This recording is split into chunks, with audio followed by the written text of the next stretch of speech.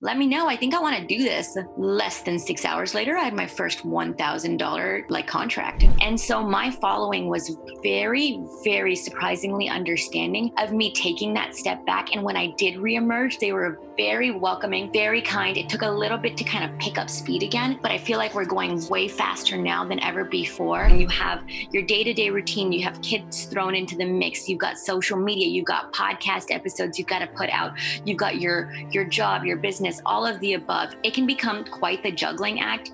And here's the thing, I have been very hesitant to lock myself into a schedule because I feel like I want every day to be a little different, a little exciting, a little memorable. He has recorded podcasts with me in the past, but I'm a little mad at him because he hasn't listened to any of my podcasts.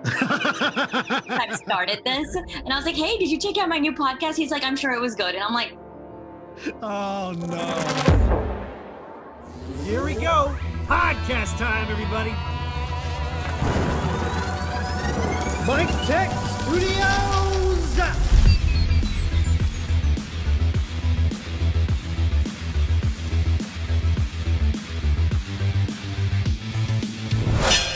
Podcast episode number 31. Success.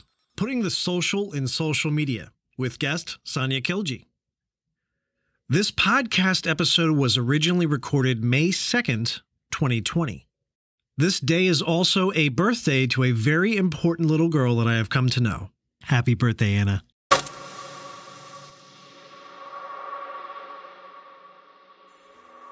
All right, ladies and gentlemen, kids, girls, dogs, ponies, and everybody else listening of all ages, thank you for tuning in to the next episode of the Mik Tek Studios Podcast. We have a great one today. It's actually going to be, and I have a great guest as well. So not just a great topic, but a great guest. So with us, first of all, topic before we get on that is going to be success. Putting the social in social media for your business. So we're going to have our guest, Sania Khiljee. She's a social media professional. She's an expert podcast host of the Social Media School of Sania Khiljee. She owns her own brands and businesses that also coach and tutor and provide insight for social media. Sania, how's it going? hey, welcome. Thank you. I am super, super excited about this.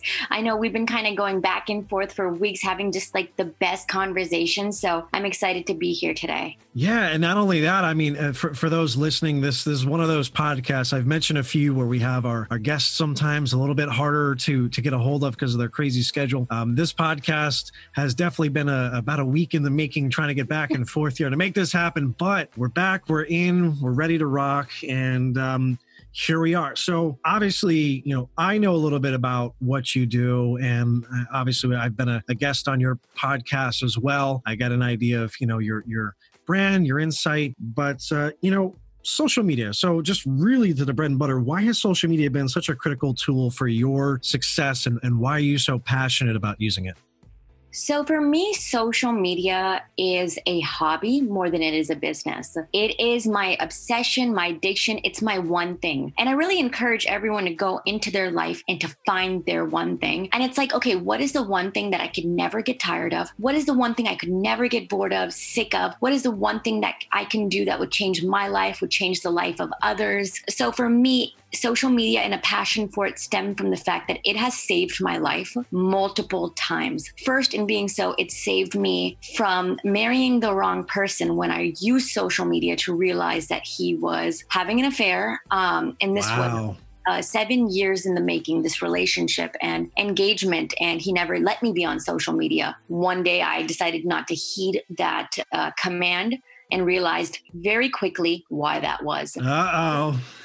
Yeah, so for me, that was a very, very powerful introduction into the world of social media. Mm-hmm. And then since then, number two, I always talk about this as well. It saved my life in the sense of when I was struggling with really severe postpartum depression, it managed to get me into a practice of daily gratitude and connection with others that really helped me to pull me out of that dark space. So in terms of my personal life, social media has been very revolutionary. And in business, it has allowed me to expedite some of the biggest goals in my life, which have included gaining 1 million followers, publishing a best-selling book, collaborating with some of the top marketers in the world, contributing to Entrepreneur Magazine and Huffington Post, being featured in some of the top publications. So again, from both a personal and professional standpoint, social media has been very revolutionary for me, and it has really allowed me to revolutionize other people's lives as well. Now, that's interesting that you say that. First, obviously, the personal insight, and I appreciate you,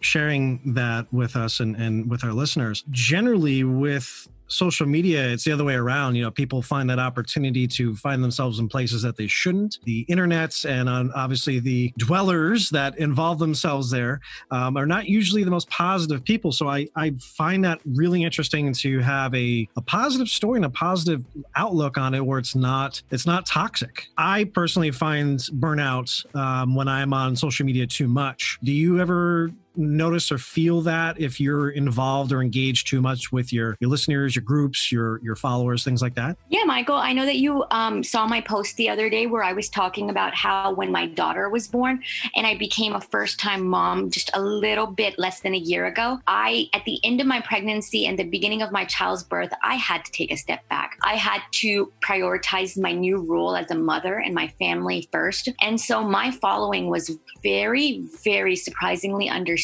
of me taking that step back. And when I did reemerge, they were very welcoming, very kind. It took a little bit to kind of pick up speed again, but I feel like we're going way faster now than ever before. And so I think as long as you're very honest with your following, like I talk about mental health, I talk about family a lot.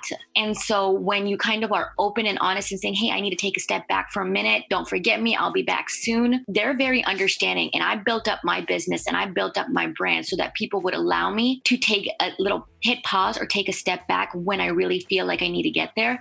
And for me, one of the really beautiful things about that has been, a lot changed for me when I became a mother. A lot. Like things that, like, for example, I realized yes, I love business, but it's not like the fully defining thing. I don't fully define myself as an entrepreneur. Whereas before the baby, I was just entrepreneur Sania. And after the baby, I was like, you know what? I wouldn't actually mind if I had to work for someone or kind of not work at all. Like it became like that began to shift for me. But one thing that didn't shift for me was my love for social media. And that just reaffirmed for me once again that, hey, I can go through this massive life change, this shift, this universal, profound, like just paradigm shift in everything about who I am and who I want to be. This thing has remained a steady foundation. So for me, that was very reaffirming. Do I deal with burnout? Yes, but that is how I've handled it. That's very cool, and you have balanced, or at least it sounds like it, and bravo, because that's, excellent marketing if you have the personal aspects of your day-to-day life, blending it into your brand and really the culture of your business, whether it is a hobby or whether it is for profit, and also being able to let people know authentically, hey, this is what's going on. I'm going to be not as available. I know you're very involved in your Facebook groups, and I'm not on it. You're leaning me towards signing up for TikTok, but Instagram, TikTok, and things of that nature. But I can relate. I have quite a few godchildren. One's actually today, she is turning, I believe, 4 years old. Oh. And I'm not going to be able to see her today, but hopefully sometime soon, little Anna. I call her Bam Bam because she likes to go around and basically cling to you. So she's like, you can't work. She wants your 100% attention. And if not, and she doesn't get what she wants, and just like Bam Bam, bam. So. Oh, that's cute. That's what my baby's been doing. She calls her grandpa Nana, and she knows where his desk is. And she crawled to that. And this morning, she crawled to it, and Nana was asleep because it's Saturday. So she just stood at his desk and was just yelling for 5 minutes because she just did not understand why Nana was not working. And so it was very cute. And I fully get that. And when you, like we were discussing earlier, when you have your day-to-day routine, you have kids thrown into the mix, you've got social media, you've got podcast episodes you've got to put out, you've got your job, your business, all of the above. It can become quite the juggling act. And here's the thing, I have been very hesitant to lock myself into a schedule because I feel like I want every day to be a little different, a little exciting, a little memorable. But as I'm getting older, I am realizing that may be a tad bit unrealistic. I do have to at least schedule part of my day and develop a little bit of consistency in some parts of a routine, because it's really the only way to get things done. Well, and I agree with that 100%. I mean, obviously she's the youngest of 5 kids, so there's definitely a good romp around with them. I mean, they're all great kids, and I love them dearly. At the end of the day, though, it is difficult, as you can see with one. And it does make it difficult to not spread yourself so thin. And that actually leads me into my next question, which I think a lot of folks are into. You obviously have the insight and experience in it. But, for those running the companies and also trying to have time to, raise their kids or just include their partners in their lives. I mean, that's why you either, committed to them or married them. What have you found that really helps try to keep your professional and personal life manageable for both you, your partner, your kids? That could be maybe something gleaned as a takeaway for the business owners that are or could be in the same situation or even maybe in the same industry as you are. So for me and my husband really had to kind of figure out our groove when we first got married. So actually, let's start with when we were dating. When we were dating, I had just started my business, but it was the kind of business where there's no nights, no weekends involved. So it was really chill and it was phenomenal. And when we got married, just within a few months of that, Michael, we started a new tech startup together, and it was a subscription box startup. So as you can imagine, very tight deadlines. Then you're battling growth, marketing, customer service, accounting, XYZ, product sourcing, complaints, issues, broken products, missing orders, blah, blah, blah, blah, blah. Mm-hmm. So we were handling that right when we got married. And so he was handling his full-time position as a geophysicist, his part-time gig with a 6-figure tech startup. I had one 7-figure, franchise brick and mortar business. Then I had this quickly growing side hustle, as one would call it, but it wasn't really a side hustle. It was just a second full-time hustle. And there was no balance at that time. And it was laughable for that to even be a discussion. Now, I hit burnout to a degree that you would not believe, like literally 3 panic attacks per week, 3 a.m., crying in the middle of the neighborhood because I'm like, I cannot do this anymore. It happened. It hit me hard. And that's when I realized balance is no longer an option. Like a lot of entrepreneurs preach hustle, hustle, hustle all day long, every day. And I can't. It doesn't work for me. And if it works for you, great. Mad respect. I love it. It just personally doesn't work for me. So I do bring it up and talk about it because I don't want people to feel like that's the only way to succeed.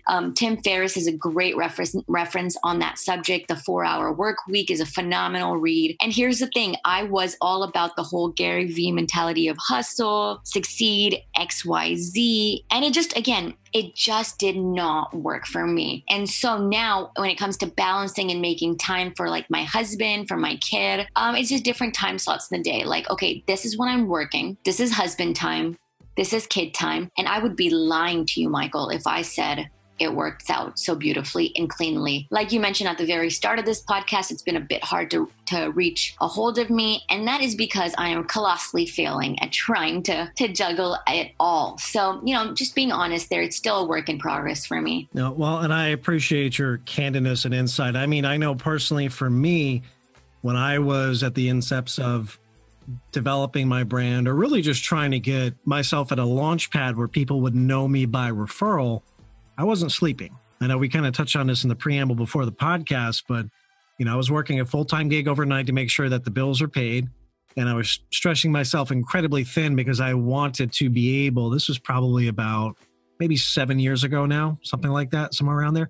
And I wanted to make sure that I was, my passion obviously is design, creative, marketing, just being in that field and that industry around those people. And, when things are not when things are not managed successfully 100% of the time, which is really impossible to do, you're going to have overlaps. You're going to have projects, massive projects that are back to back working out at the same time. And if you're one person, they got to get done. And I was averaging maybe 3, possibly 4 hours of sleep for 2 months.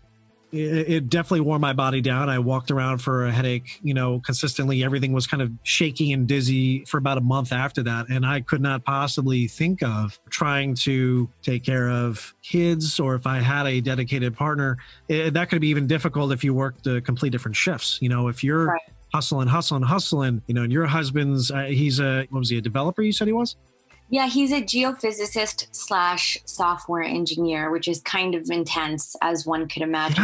Yes, it is. I didn't realize he was I didn't realize it's kind of the same thing. It's actually not. It's completely different. He was a geophysicist, got laid off, went to school for coding, found a gig that combined geophysics and software engineering and blended the two. So it was a great kind of story of coming back and creating something. And it's actually a startup as well. So it combines this geophysics startup and software engineering experience, which is really just a beautiful marriage of all of his skill sets. So. Wow. Okay. And there you go. That is where you take a problematic issue, you take your experience and your skill set and you blend it into something else that, you were led to and turn it into a positive. So that's cool. I don't know too much about him. Hopefully I get to meet and chat with him sometime. I feel like we've talked about him so much that he's a friend of the podcast, and also the plus one anytime that you want to have him on as well. Yeah, he has recorded podcasts with me in the past, but I'm a little mad at him because he hasn't listened to any of my podcasts.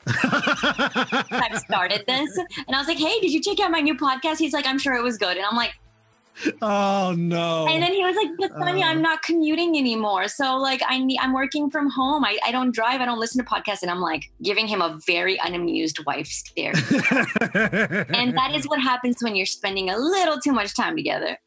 Well, I will say, to his defense slightly, when you are creating content, if you're watching a series and it's something that you're into, you can be into it together. But when there's somebody that maybe directly, that creates it or develops it, it kind of loses its lackluster because they hear you developing, they see you producing it. So it's not the, type content, but it's rough, man. Come on. If you're listening to this, listen, I'm going to give you a little secret.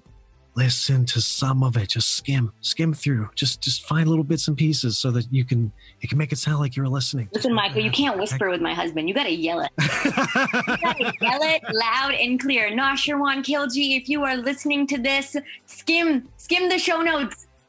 I didn't say that, man. You didn't hear me saying it. All right, moving on before I get you in trouble. All right, so obviously we're talking about social media, and you really approach it as a hobby. But I am, curious. Do you think that you could operate solely just on the social media platforms by themselves and still turn a profitable, growable service or company or even business for just 1 year's time? So this would be 365 days. This would be no website, no email, besides the message platforms or DM platforms availability that you have within each app. And if you do think so, why, or why not? Michael, that is a very good question. I really hope people hear this one. I don't get that question very often, so I'm just very excited that you brought that up. So the way that my social media business began is very funny. I woke up one morning and I was like, well, social media's been a hobby. I think today's a good morning to start a business. Random, spontaneous. What was the first thing I did? Did I register a name? Did I make a website?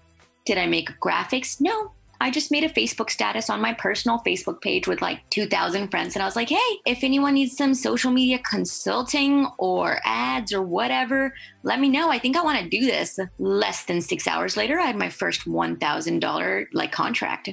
So yeah, and then a couple others within the first week. Could I live off of that?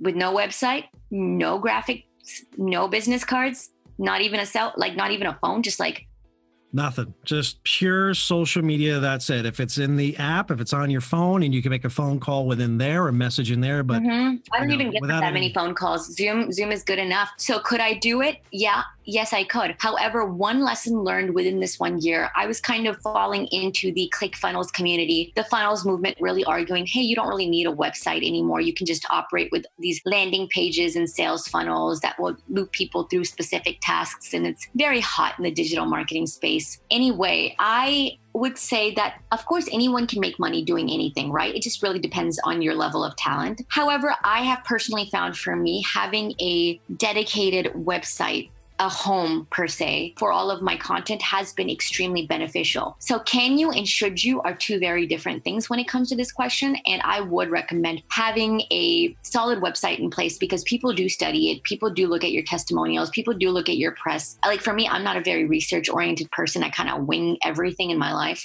That explains the social media first fiance there. So, okay. Now we've got some insight on that choice. Basically, I wing kind of everything. I'm a very heart-driven individual, which kind of definitely leads me into trouble at times, but also some very beautiful moments. But there are people who out there who are extremely, analytical, research-oriented, and having that data and having those testimonials and having that clear space for them to get to know who you are, what you do very clearly, and in depth is very, very critical. So I would not suggest not having a website. But don't get so caught up in I have to have my business cards, logos, website, XYZ. By that time, you're $10,000 knee deep into the project and you don't even have validation or a sale, which are the two most important things where a business is confirmed or involved. And that's really, I think, iconic to the movement. You have to be making money. It can look as great. You can look as professional, feel or sound professional, but if you don't have the business, there's no point. And the reason why I say this is because not only do I'm curious as to, I know you're really dead set on social media. So I want to see just how much you would really invest in just the social media platform at large. If it was a business that you could see or could even see yourself physically producing, manifesting, and creating growth and profit from. But I have a lot of potential clients. I had a client or potential clients that I was back and forth with for about a month that wanted to do a website for a sports write-up website. They're really, the conversations we were having, they were not at the level that they were ready to produce a business level sports writing, website. It's nothing against, it's nothing bad. It's nothing to say that that's not what they can do, but they didn't have the funds to really start things up. Even personally, for me, I see so many people going down that rabbit hole of I have to have the perfect logo. I have to have the perfect intro, outro to my podcast. My podcast has to be perfect. I have to figure out where I can get analytics. I produced 3 episodes. Where can I get sponsorship? That is such a bad mentality to go into when your content has to feel, your business has to feel like you love doing it. You're amazing at it. You're a master level, artisan. If you're a creative or a marketer, you know the sales aspects of funnels inside and out. It has to emanate your presence of experience. And if it doesn't, and you're locked into trying to buy that, it's going to feel that way. It's going to feel manufactured. And then you're not going to be able to manage the means. I mean, for a website, there's SEO, there's IT backup and maintenance, there's brute hacking attacks that you need to try to patch up against and secure against. There's alt tags, there's optimizing images, there's just blog content, there's video, there's updating if you're doing WordPress. I mean, there's so many things for just the website. The website alone is a full-time endeavor. And if you're trying to check out or cash out as far as for gift cards, virtual downloads, masterclasses, you have to deal with whatever platform that you're doing there, making sure that the sales tax, the GDPR compliance is in effect. I mean, this becomes severely overwhelming where you got to kind of start from those steps and move. Don't jump, don't skip, because you're going to have to come back to them anyway. I believe some people learn it. And you come from a background of design, right? And working with a ton of clients on this aspect. So this can definitely offend some people when I bring up the whole website, brand, everything. I'm like, look, I am a marketer. I get it. Branding, having the aesthetic, having the visuals, that is important, but it's not the most important thing. And so I try to drill that home for the people that I work with. Some people get it, some people don't. And I think really the sign of a novice entrepreneur now, from what I've gathered in about, a little over 7 years of doing this, is just, they get so caught up in those details and they don't actually really even think about, okay, how am I going to make money? They just get so caught in the perfectionism of it, and then they never actually end up executing because they're just knee deep in all of the details, right? And I'm like, look, that is the first thing that's got to go. So I'm with you there, Michael. And I think it's also really a point to note too, that you let clients know, hey, you may not be at that point yet. I think that level of honesty really sets you apart in your field, because some people are shocked to hear that, right? Because most people are just like, yeah, give me your project, give me your money. But to hear that, hey, you might not actually be ready for that step and or the costs involved, that is actually really cool. And I have a lot of respect for you to bring that up. Well, it's just honesty. I mean, at the end of the day, your first relationship that you were in, you made that decision where you're like, you know what, I'm going to trust my intuition with what I'm pursuing because I feel that something's not right. And then once you did, you realize, okay, there was a payoff where there could have been just the honesty where it's like, listen, the guy could have manned up and said, this is how I feel. This is what's going on. In business, it's no different. It's communication. If you come to me because I will solve a problem for you. You see a solution, you like the solution, and you want to give me the amount of currency or whatever it is necessary in order for me to do that for you to solve your problem. And the thing that I like to say all the time, you hear it, it gets driven into the ground. It's not about the $5, the $500, the $50,000 that it costs to solve your problem. Is it indicative of the problem solving cost? If it took me 5 minutes, does it matter? You did not know how to do that. But in my experience, if I'm going to drag you along just to take your money up to a point where I'm not satisfied with the outcome, you're not going to be. It's going to be a bitter relationship between client and service provider. That's not going to be beneficial for anybody involved. You're going to walk away with a negative taste in your mouth for my services. And I've bent over backwards, exhausted, and I really can't in clear conscience support you as a client moving forward because you just don't have your ish together. You know what I mean? And it's difficult to be honest with people about that. But I also feel that there is a level of morality to kind of put them, that's why they're coming to you. They're coming to you to solve a problem. You go, listen, this is the problem that you have. Feel free to circle back, when you're ready to go. Look, I was honest with you here. I'll let you know what you need at that time. A guy came to me who was doing door locks. He needed new inventory images. And I went on his website. His website, you couldn't get to the contact page. It was out of date. The plugins were failing, so nobody could actually submit information. His copyright was like 3 years old. So I don't know when was the last time somebody actually reviewed his site. And I reached out to him about it. He's like, oh yeah, my son was kind of, I kind of have him working on that, because we kind of lost our guy. Yeah, but how long have you had your guy on that? Or have you had your guy off of that? Your son is not a certified website developer and he does not want your success. He's doing dad a favor. And you know what happens when people do you favors? It's not a perfect favor. It's like, all right. And you're begrudgingly doing it. It's not, no, this is something that I am taking honor and polish and professionalism to provide you. This is what I do. This is my lifeblood. And I know that's such a weird term, but if I believe in you, I could not have clients that were e-sig, providers or sex workers. When I was in New York City, man, I had to turn away. I went into graphic design print shops, right? This is where I deterred away from my graphic design background because it was just littered with opportunities of sex workers. And I would go in, I'm going to interview. I don't speak Spanish, but they really like my work and they see that I can produce it, well, quickly, creatively. And I would see these tables. Sania, we're talking like huge banquet tables of proofs of just calling cards and postcards for sex workers. And I'm just like, what is all this? And they're like, oh, well, that's where 90% of our printing comes from. That's why we're able to make a profit. And I go, okay, is that something I'm going to be working on? He's like, well, yeah, most of it's going to be that type of work. I go, oh, okay, well, thank you. And I walked out. Morally, I can't be okay to do that.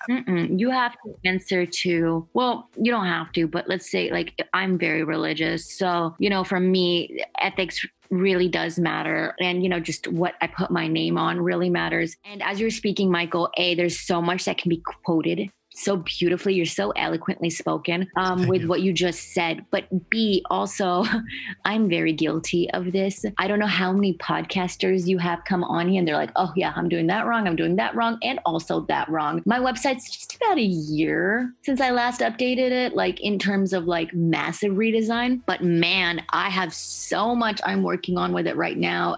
I'm switching up all my tools right now. I'm hoping nobody's clicking on it because I'm switching my email autoresponders and all these gizmos and gadgets and services and whatnot and adding testimonials. So right now I want to make sure nobody visits my website. It's a hot mess. So anybody listening, we're going to plug it at the end. Don't look her up. Don't check out her website right now. We're going to give her website at the end, but don't check it out because or better yet, there may be some jankiness to it. Or better yet, look at it for what not to do.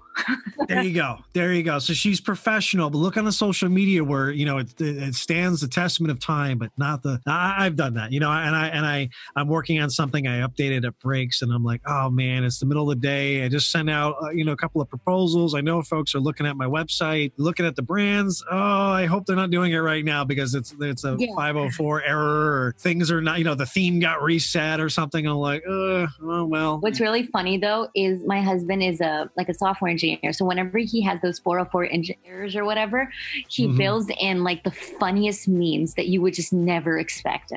Oh, like, I love this guy. He's so funny with it. Like you would expect a software engineer to not have like any sense of humor. If you ever go through his websites and hit an error, it's like the rabbit hole of amusement. Oh, I got to do this. See, this guy sounds like a cup of tea after my own chip off the own block for me as well. So I love this. You know, at the end of the day, you work with what you have. Not everything's going to be perfect 100% of the time, as long as you are being seen, profitable, and just, you know, sort of honest. If you're having, you know, some time frames with your website, there's nothing wrong with sending out a message on social media and saying, hey guys, you know, we're doing some updates this week, so the website might be a little janky, or having an alert pop up on the website before your visitors start looking at it. I've done that. It just helps for transparency. It's just don't do it for a year. You know, the contact forms, make sure they work. For me personally, I have an alert. Yes.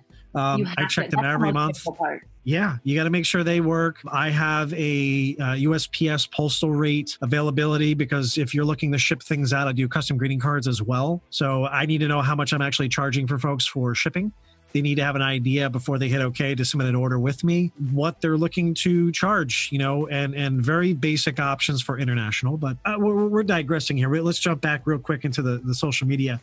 I was curious about this because there's so many apps, there's so many products, there's so many services. What is really your favorite underrated social media app or service? So this is not like TikTok or Instagram, but this is like something that would supplementally help being on social media that you have come across, people haven't really known about, or has kind of changed your workflow, or I mean, really anything? Michael, I know you're a really good podcaster because, man, your questions are on point. And I talk about this specific app a lot, and people are like, what? Or they've heard of it, but not really. But Quora, Quora, that for me has been just profound in terms of the amount of views and traffic that you can drive. And it's just a Q&A platform. So people ask questions, you provide answers, or you ask questions, people provide answers, images, links can be linked. And my God, SEO purposes, it is beautiful, beautiful. And not just that, I mean, the amount of traffic you can drive, I mean, you can hit 2 million views, no problem. It's really something that people need to be on more. That being said, other apps and tools that I use very consistently include a video editing app called InShot. That's INSHOT. I use that quite often. I am using a transcription service for my videos now called Clipscribe, CLIPSCRIBE.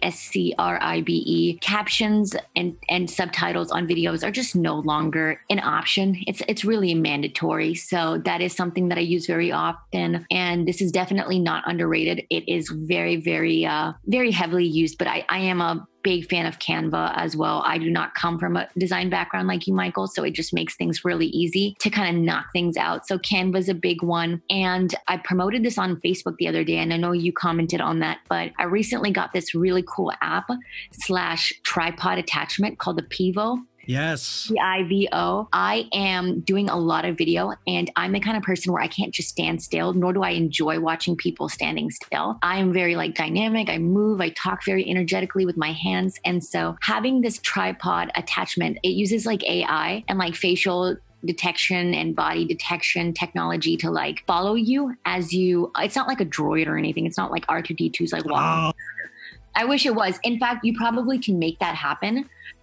There's probably some way to kind of add it on to something that will make that happen. That's the only way I'm buying it. See, you had me up until that point. I thought this thing followed you around. I was like, man, I have a new friend now. 360 degrees, but if you're walking to a different room, it won't follow you. So as long as you're in the same room, and I think it's kind of distracting to change like rooms or something when you're walking. But yeah, this one, it was like if you walk off to the left, it'll go all the way 360 degrees into a room. So you can walk in a gigantic circle and it would follow you. And what's cool is it has a lot of really cool features built into this app, using a remote control to start on and off, or you can just say cheese and the shutter goes off and gives you a timer and you can kind of get into position. And it has like really cool effects built into it for like very, very interesting visuals in your videos, such as like cloning and stuff like that. So for me, that has been like my newest little gem that I have found and have really fallen in love with. And Anchor, I have been using obsessively, that being a podcasting tool. It kind of develops, publishes posts. You can record on there. I mean, I am definitely not at your level, Mike, when it comes to like production quality. Pretty honest about that. I'm a very newbie podcaster, but this has really made it easy and fast. If I had to overthink podcasting, I would not be getting out the volume